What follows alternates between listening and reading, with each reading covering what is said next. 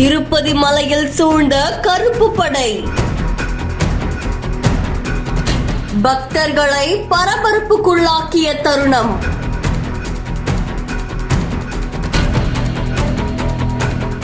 தேவஸ்தானம் கொடுத்த விளக்கம்.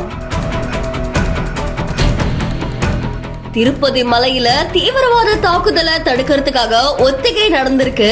இதுல நள்ளிரவு 1 மணி அளவுல தேசிய பாதுகாப்பு படை, அதுக்கப்புறமா ஆந்திர மாநிலத்துடைய ஆக்டோபஸ் படையினர், இவங்க எல்லாருமே ஏழுமலையான் கோவிலுக்கு முன்னாடி திடீர்னு தீவிரவாத தாக்குதலுடைய தடுப்பு ஒத்திகையில ஈடுபட்டிருக்காங்க.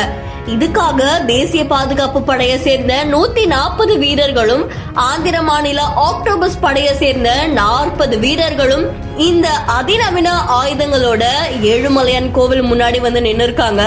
சோ இந்த தடுப்பு ஒத்திகையும் நடத்தியிருக்காங்க. இதனால அங்க கொஞ்ச நேரம் பரபரப்பும் ஏற்பட்டிருக்கு. இது தொடர்ந்து என்ன நடக்குது ஏது நடக்குது அப்படின்னு புரியாம பக்தர்கள் புலம்பி தவிச்சிருக்காங்க. இதை தொடர்ந்து இது தடுப்பு நடவடிக்கை அப்படின்னு சொல்லி தேவஸ்தான துறையினர் விளக்கம் அளிச்சிருக்காங்க.